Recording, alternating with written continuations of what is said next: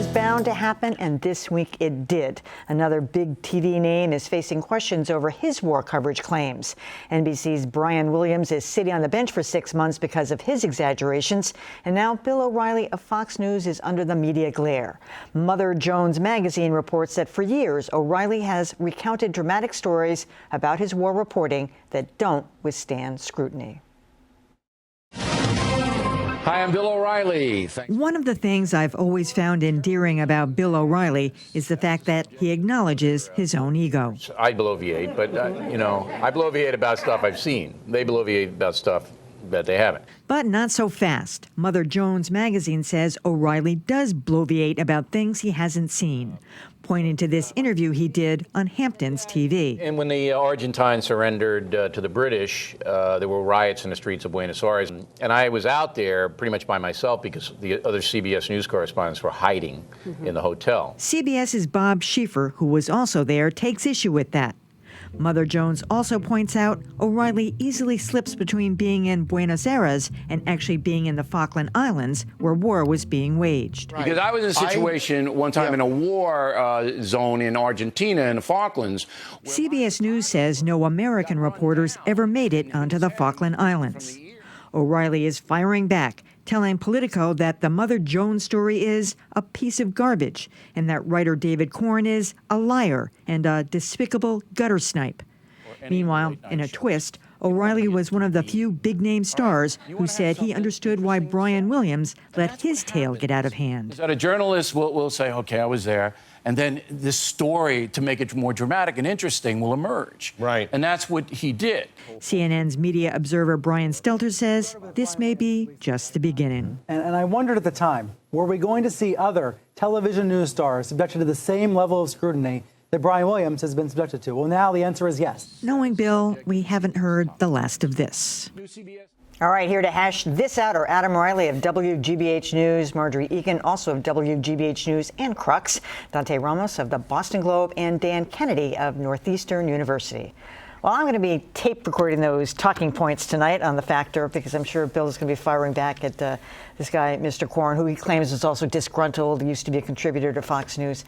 I have to say I'm slightly sympathetic to Bill on this, and I have worked with him, and I do have an affection for him, so maybe it's slightly tainted by that. And he is a bloviator, and he acknowledges that. And he's colorful, and he's a big storyteller. But when you really looked at this, I thought he distinguished enough between being in Buenos Aires and being in, because it was the Falkland Islands War. And for the most part, nobody was there. No American reporters anyway. He was in Buenos Aires. And there was some rioting and there were some dangerous situations there, although apparently nobody was killed. And, he said a couple people were killed and all that. You're chomping at that. I can see you wanting to get at me. Go. All right. I don't think he distinguished enough at all. Here's what he told Howie Kurtz, from his own network as he was commenting for a story on this. Bill O'Reilly to Howie Kurtz, there's not any way anyone on earth could say I said I was on the Falkland Islands. Now here's what Bill O'Reilly said in his 2001 book. I've reported on the ground in active war zones from El Salvador to the Falklands. In an undated Washington panel discussion, I've covered wars, okay? I've been there, the Falklands, Northern Ireland, the Middle East. I've almost been killed 3 times. That's not distinguishing sufficiently between being in a distant land after a war has ended and seeing a rally that's unruly and being in the war itself. But I think the Falklands is shorthand. But if you say I've been in war zones, it's more than shorthand. It's suggesting that you've been in the thick of combat when you haven't. There was the El Salvador thing, too, that he claimed. I halfway agree with you. I think that I've read this pretty carefully, and I think that where Brian Williams appeared to have made things up out of whole cloth, O'Reilly exaggerated, and that's hardly any surprise. Now, David Corn is a very good reporter. I love that phrase, what gutter snipe? That's a good one. That was a good one. I'm going to have to try to use that at some point.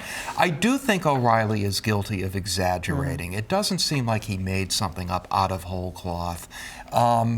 I predict that there isn't going to be an awful lot of fallout from this because, I'm sorry, the O'Reilly Factor may be an entertaining show and informative, but people don't take it as seriously as they do the network nightly news. So I think this is going to go away pretty quickly. How about that?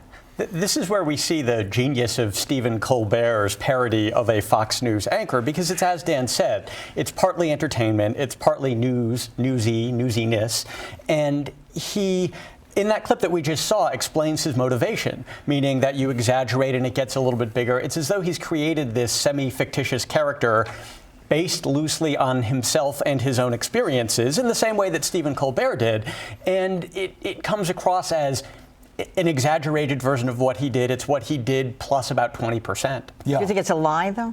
It stretches the truth. It's not pure journalism. It's like Adam said, he gave a misimpression. If you came to the situation cold, didn't know anything about him or his background, you would think that he was there on the ground in Port Stanley with the British troops.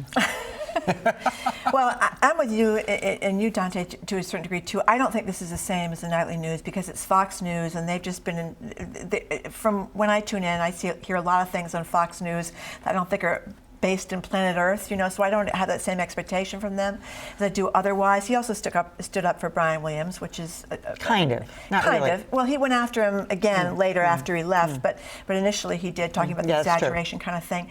The thing that has really driven me nuts about Bill O'Reilly over the years, and he's a very smart guy, very talented guy. You can't deny that. But when he talks about his growing up in Levittown, as when he equates black kids coming out of shooting zones with, well, I grew up in Levittown, and that was a tough neighborhood, as if they're at all the same, and kind of says, well, why can't they pull themselves up with the bootstraps like I do? That has driven me crazy, because I think that's a very harmful thing that he's repeated over and over again.